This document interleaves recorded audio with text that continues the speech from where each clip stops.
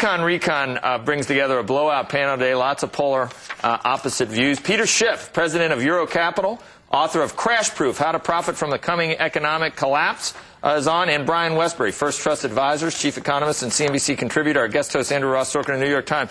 Peter, I want to focus on the Barron's piece, and specifically on some stuff towards the end of the interview. You named your company Euro Pacific. Obviously, you think the U.S. Is in decline. The place for growth is in Europe and the Pacific.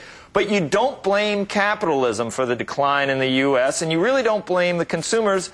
You hang all the blame on government and on regulation, and I thought that was interesting. What are you talking about? Well, first of all, it's the government. When I say the government, I also mean the Federal Reserve that has artificially kept interest rates much too low in this country, and in so doing, they've encouraged a culture of consumption, of borrowing to buy things. And in America, we borrow to buy houses, to buy cars, to send our kids to school, to remodel our houses, to take vacations.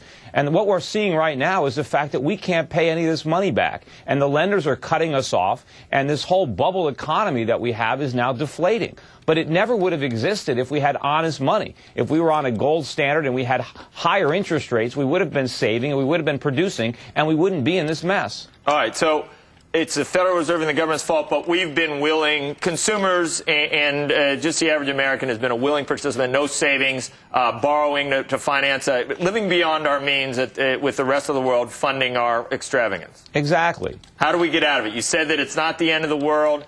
That even, the World War, the Axis came back after World War II. I mean, countries can come back. What do we need to do? It's going to be tough. You know, you guys gave me the nickname Dr. Doom, because I predicted all this stuff. Who's you guys? Was it Carl or Becky? Well, no, it was on Squawk Box. Maybe it was Mark Haynes. I don't know, but that's where it started. Mark Haynes.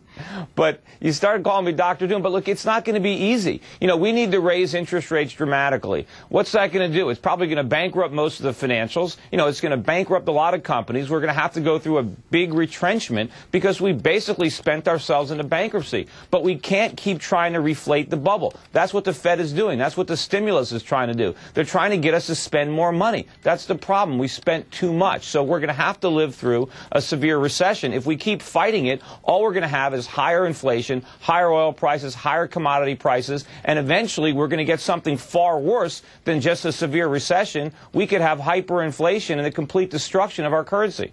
Peter, I think we brought Brian Westbury on to disagree with you, and I can't imagine that anything you just said that he's going to disagree with. Brian? Well, yeah, I do. I think not some much of that. So. I mean, you wish the Fed hadn't cut too, right? I think some of that rhetoric is way over the top. People can't pay any of their loans back. We're going to bankrupt all of the financials. I don't buy that. Well, and I think it's very clear that in the last 6 years, the Fed has been too easy.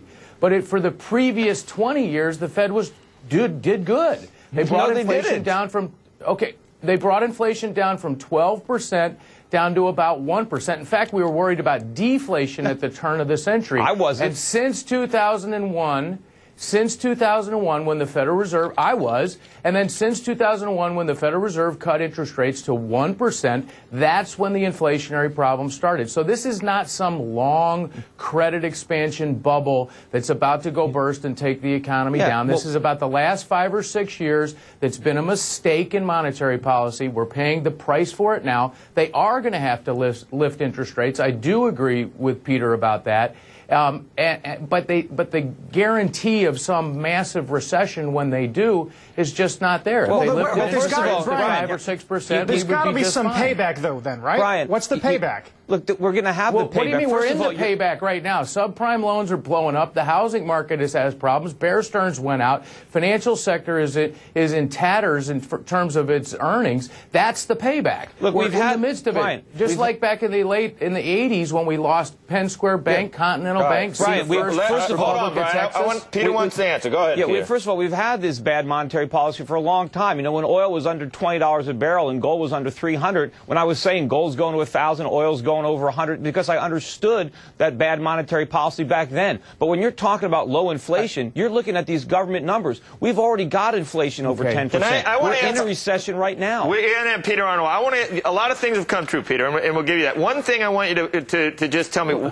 I think by now, you got to admit, you would have thought that bonds and long bond yields, that foreigners would not be funding our funding, and that bonds would be 10% by now. That hasn't happened. Has that been something that puzzles you, or can you make? Well, how do you logically explain that, given your scenario? Well, that's the last remaining bubble. You know, the bond bubble is going to burst. But if you look at what's happening to interest rates in general, the cost to individuals and corporations to borrow money, that's going up. It's very difficult now to finance student loans or to finance a lot of things, but the government is still able to borrow money, I think, thanks in large part to foreign central banks, to speculators and hedge funds. But this is a giant bubble. It is going to burst. So they're going to get tired. Foreign central banks are going to eventually stop doing this. You're sure of that? That's the question. And then what? What's the catalyst that brings it back? Peter, you've been right so far, but flip it around. At some point in life, you got to get bullish again.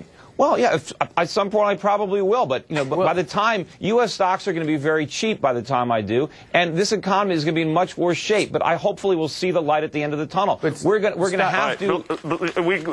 Unfortunately, we got to go. We need more time for this. Brian, do you have a last word? Sorry, Peter, we'll have you back. But last word, Brian? Stocks already are cheap. And by the way, 6 years ago, I was saying inflation's coming back. All right. And this whole idea that we're about to blow up because this has been going on for 20 years.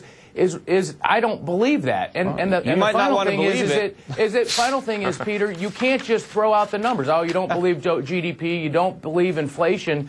I don't believe the government. If you write your own book, you can believe it. That's great. No, I don't believe the government. They've got an agenda. They've got an interest. They're not telling the truth. So do and you. The facts bear it out. No, I don't. I'm just trying to make money for my clients. I'm trying to tell people like it is. Peter, you haven't been on real TV in a long time. It's great to have you back. Well, thanks for having me. Let's make it a habit again. We are going to make it a habit again. And Brian, both of you guys are over the top in certain areas, but both of you agree. It's a weird overlap, and they've been right about. So even though they're so diametrically opposed, they've both been right. We got to get you guys both at the table. Yeah, can you come into the studio? Is that possible? Absolutely. Yeah, sure. Right, you come to New Jersey, and we'll bring Ars back too. Andrew Russell. Thanks, guys.